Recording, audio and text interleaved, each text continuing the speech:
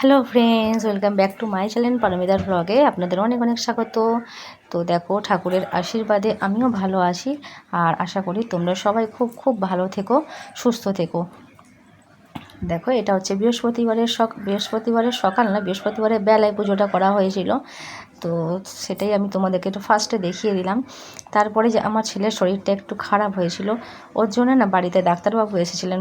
দেখো, আমাদের বাড়িতে এই ডাক্তারবাবু আমাদের বাড়িতে আপদে বিপদে, মানে যখনই ডাকা হয় ওনাকে, সকাল মানে রাত 2টো 1:30 2টো যখনই ডাকা হয় উনি তখনই আসেন। এসে ছেলের রিপোর্টগুলো দেখছিল, তারপর ছেলেকে কটা ইঞ্জেকশান দেওয়া হলো। তারপর আমার প্রেশারটাও একটু চেক করে নিলাম, কারণ ডাক্তারবাবু এলে আর আসবে আর আমি আমার প্রেশার চেক করব না, এটা হতেই পারে না। ডাক্তারবাবু ওই জন্য আগে থেকে প্রেশারের মেশিন বার করেই রেখেছে, বলছে আমি জানি আমি এসছি মানে প্রেশার চেক করাতে হবে। যাই হোক, প্রেশারটা আমি চেক করালাম, কারণ আমার প্রেশারটা দেখতে বেশ ভালো লাগে। প্রেশার চেক করাতে কেন আমার ভালো লাগে আমি জানি না, আমি মাঝে মাঝেই একাই দোকানে গিয়ে প্রেশার চেক করিয়ে আসি।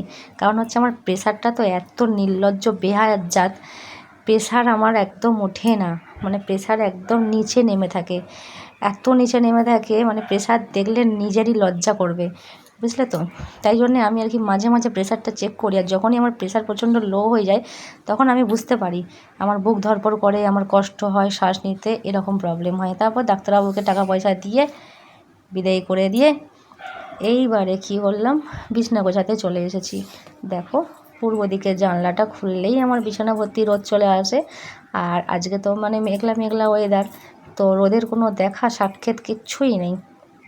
এদিকে বিছনা টিছনা ভালো করে পরিষ্কার করে নিলাম, নিয়ে তারপরে দেখো, এই যে শোকেসটা আছে, শোকেসটা ভাবছিলাম যে অনেক দিন ধরে গোছাবো, আর আনলার জামা কাপড়গুলো ঠিক যেন খাসির মতন ঝুলছিল।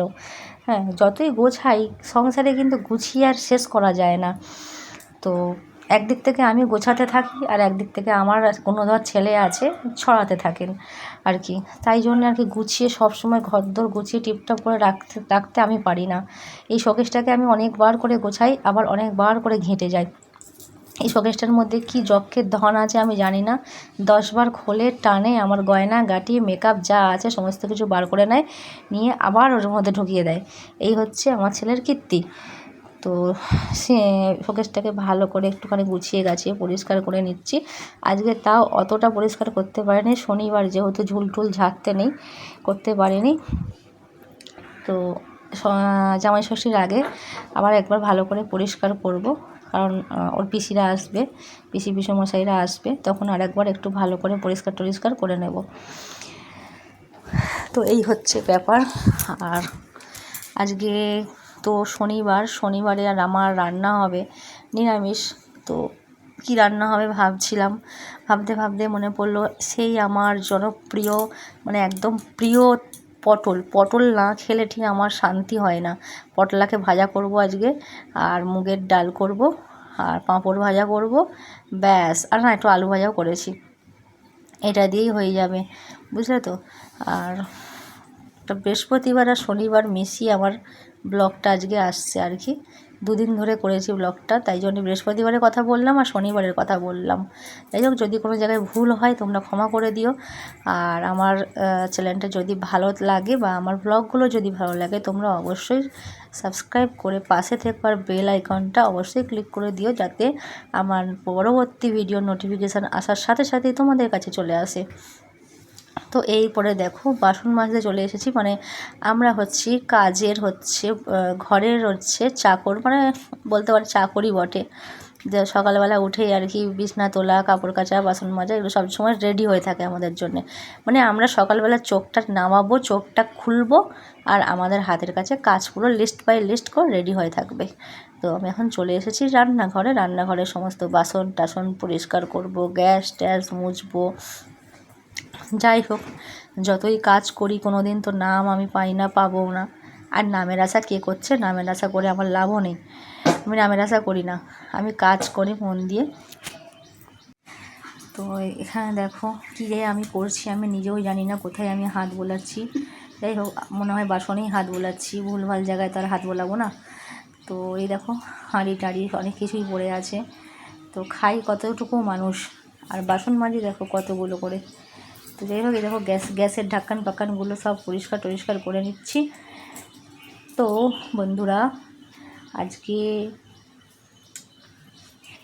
মানে মনটা একটু কেমন লাগছে, মেঘলা ওয়েদার হয়ে আছে।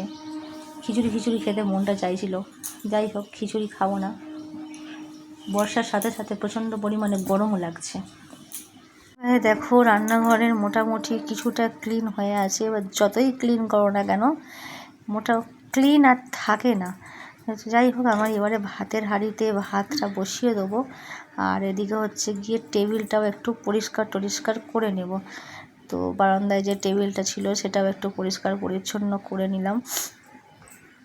নিয়ে চলে এসেছি আবারও রান্নাঘরের গ্যাসটা মুছবো বলে। তো যতই বলো, আমাদের কিন্তু সকাল থেকে উঠে রান্নাঘরটাই মনে হয় আমাদের বেডরুম বলো, মানে ড্রয়িং রুম বলো, যাই বলো, রান্নাঘর ছেড়ে যেন আমরা বেরোতেই পারি না। আর এদিকে দেখো, টেবিলটাও অপরিষ্কার হয়েছিল, সেটাকেও সমস্ত কিছু গুছিয়ে নিয়ে টেবিলটাও এবার একটু পরিষ্কার করে নেব। কারণ ডাইনিং টেবিল যদি পরিষ্কার না থাকে না, ভালো লাগে না। কিন্তু কী বলো তো, মানে আমাদের ঘরে যাই রাখবে তার ওপরেই সমস্ত জিনিস চাপিয়ে দেবে সবাই। তাই কোনোভাবে পরিষ্কার করেও আরও পরিষ্কার হয় না, এরকম ব্যাপার। তাও প্রত্যেক দিন চেষ্টা করি ঘরদোরগুলো সুন্দর করে পরিষ্কার করে গুছিয়ে রাখার জন্যে। তাহলে বন্ধুরা বলো, সংসারে একটা মেয়ের কত কাজ থাকে বলো। সবাই ভাবে যে আমরা হচ্ছে গিয়ে ওই কী করি, মানে এই তো রিলস বানাই, ভিডিও করি আর সারাদিন ফোন নিয়ে বসে থাকি।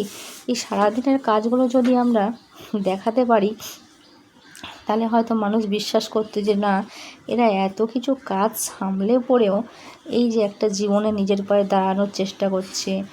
আমরা তো আর বাইরে গিয়ে চাকরি করতে পারবো না, আর বিজনেস করলেই হুট করে বিজনেস হয়ে যাবে না। কেউ আমাকে 10,000 বা 15,000 বা 20,000 টাকা দিয়ে বলবে না যাও তুমি শাড়ির বিজনেস খুলে ফেলো। বিজনেস করতে গেলেও নিজের পুঁজি দরকার, নিজের টাকা দরকার, নিজের জোর দরকার। তাই সবাইকেই বলছি, যারা কাজ করছো মন দিয়ে এইভাবেই কাজ করো। আমিও চেষ্টা করছি জীবনে কিছু করার, আর অবশ্যই করব না কেন। তারপর দেখো, এদিকে কিছু জামা কাপড় ঝুলছিল, সেগুলোই আর কি পাট করে সুন্দর করে আনলায় গুছিয়ে রাখছিলাম। এবার যতই গুছিয়ে রাখি না কেন, এই যে আমি তো নিজেই আর একজন, একটা করে পরি আর একটা করে ঝুড়িয়ে ফেলে দিই। এই হচ্ছে ব্যাপার আমার অবস্থা।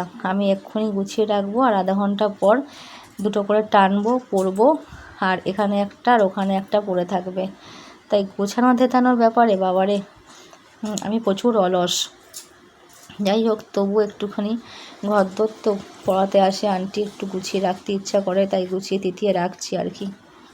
তারপরে দেখো, আমরা একটুখানি বেরিয়েছিলাম, একটা জায়গায় গেছিলাম। তো এই জায়গাটা ভীষণ ভালো লাগে আর কি, একটু দরকার ছিল বলেই গেছিলাম। আর এখানে আবহাওয়াটা ভীষণ সুন্দর, প্রচণ্ড হাওয়া দেয় আর কি।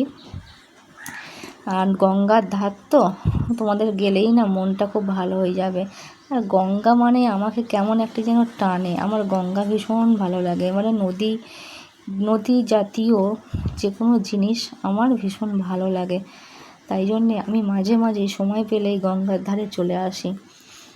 আর এখানে এলে মনটা পুরো শান্ত হয়ে যায়। আর গাছের পাতাগুলো কি সুন্দর, গাছগাছালিতে ভর্তি। এখানে এলে না পাখার দরকার পড়বে না আলাদা করে, এখানে একটা মাদুর পাতা শুয়ে পড়বে। তো যেতে বা ফিরতে দেখো কতগুলো গাছ থেকে আম পেয়েছি। এই আমগুলো সব হাওয়া দিচ্ছিল, আমরা কুড়িয়ে পেয়েছি। তো দেখো, অনেকগুলোই ভালো আম পেয়েছি। তো আসার পথে নিয়ে চলে এসেছি। দেখো বন্ধুরা, কেমন হয়েছে আমগুলো তোমরা অবশ্যই করে কমেন্টে জানিও।